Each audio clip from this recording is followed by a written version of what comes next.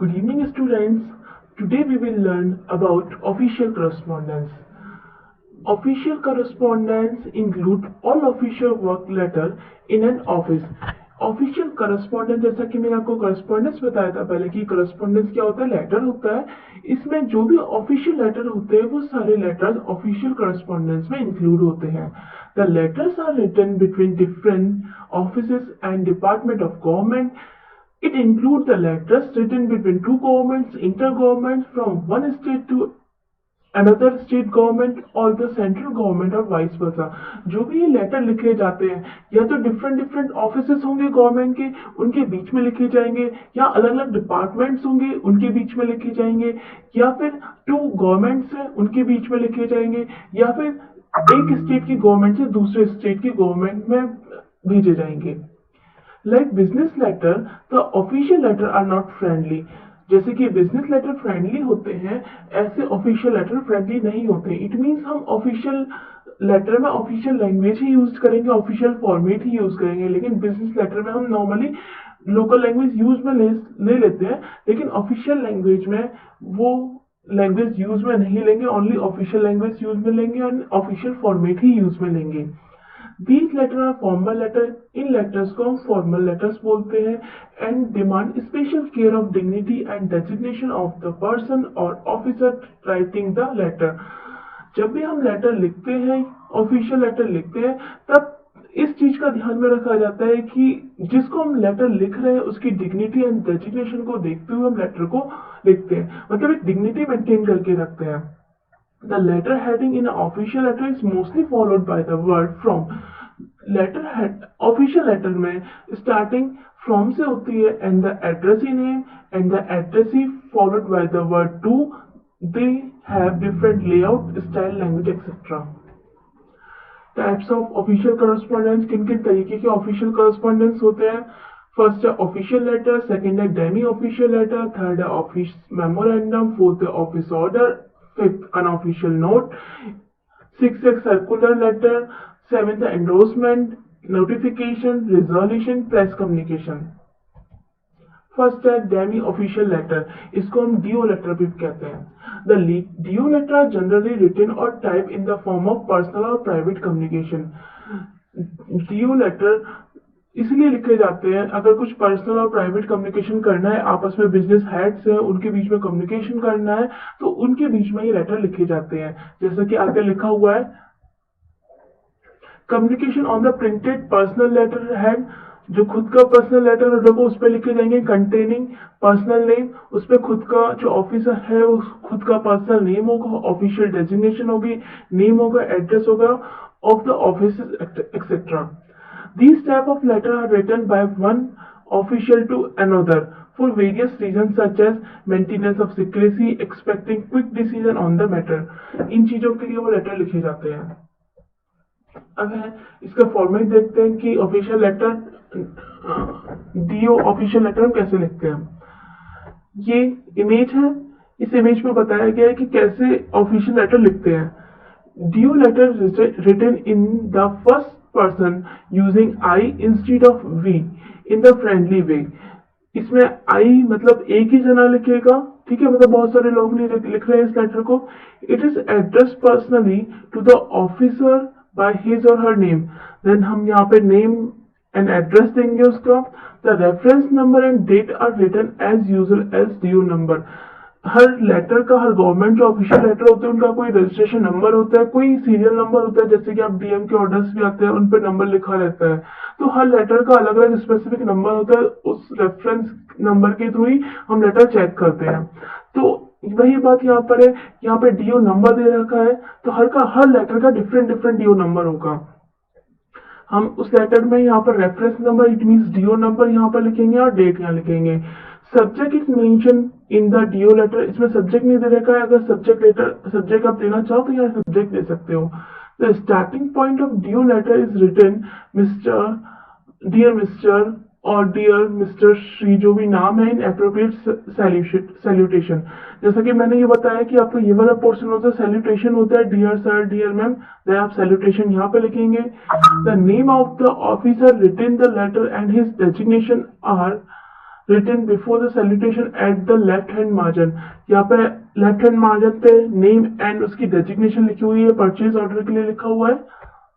The subscription and complimentary clause are often used in due letter in yours sincerely और sincerely yours और sincerely।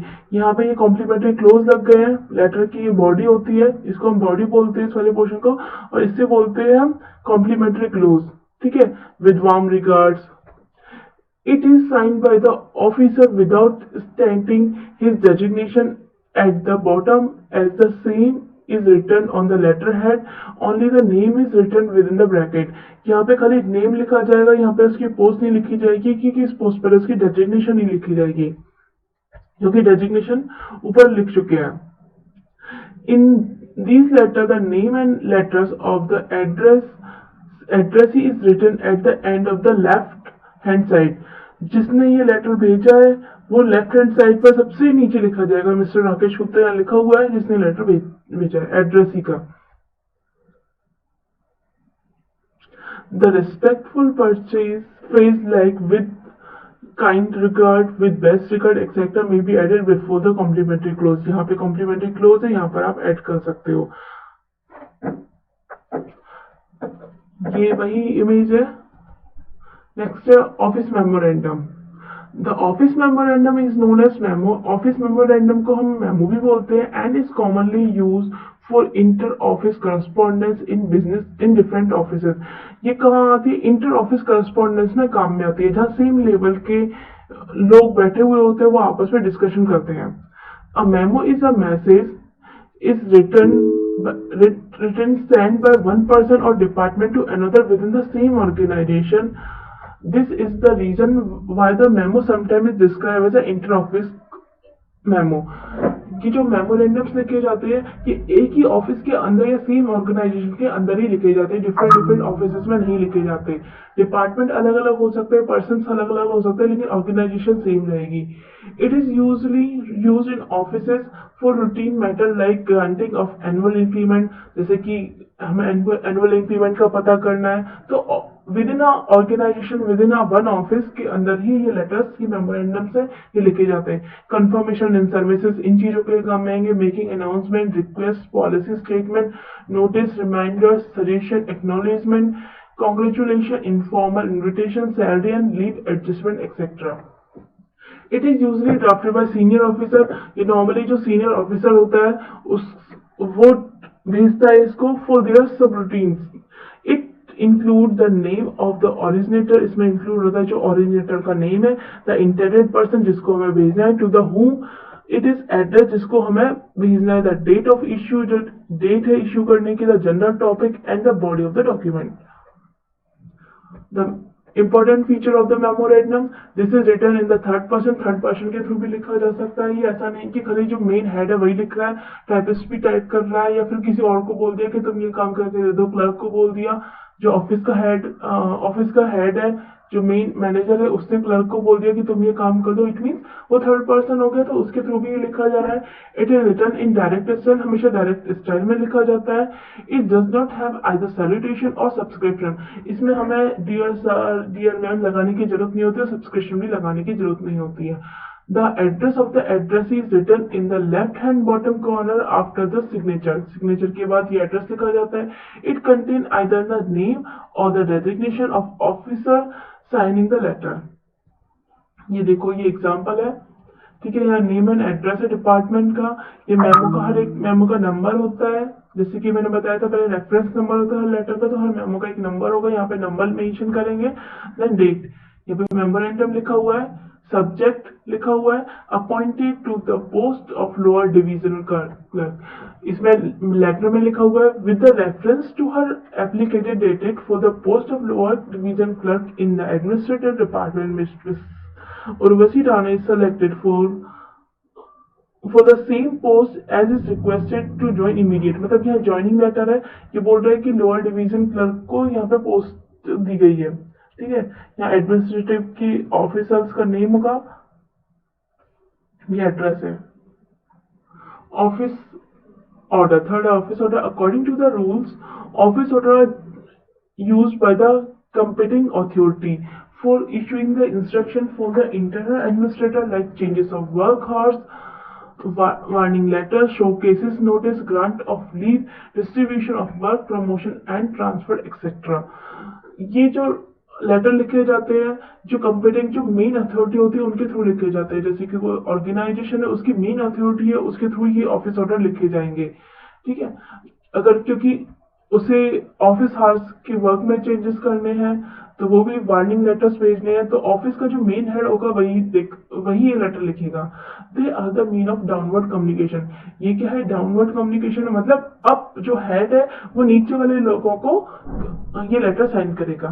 The office order are issued periodically, जो office order होते हैं periodically आते हैं। The sequence of information is pre decided, जो information वो पहले से डिसाइडेड होती है। The copy of office order is also forwarded to other affected department officer, it is also written in third person. जो अदर डिपार्टमेंट है जिन से ये ऑफिस ऑर्डर में जो भी लेटर में लिखा हुआ है जो इफेक्टेड है उस लेटर से, उन लोगों को इसकी कॉपी सेंड की जाएगी। ये देखिए यहाँ पर कॉपी के नेम है, जैसे कोई एक लेटर भेजा गया है, mister Sumit assistant administrator section has been transferred to the account section with immediate effect. कोई मिस्टर सुमित है जो कि असिस्टेंट है, वो एडमिनिस्ट्रेटिव डिपार्टमेंट से अकाउंट सेक्शन में ट्रांसफर कर दिए गए। He is also directed to join at the earliest and hand over the charges of duty to Mr. Rakesh Sharma, account section. Okay, यहाँ पे देखो अब इस लेटर से जो लोग इफेक्टेड है तो उनकी कॉपी यहाँ भेजी जाएगी, उनके नेम यहाँ लिखे हुए। सेक्शन ऑफिसर अकाउंट सेक्शन है, एडमिनिस्ट्रेटर है, असिस्टेंट अकाउंट है, असिस्टेंट एडमिनिस्ट्रेटर है।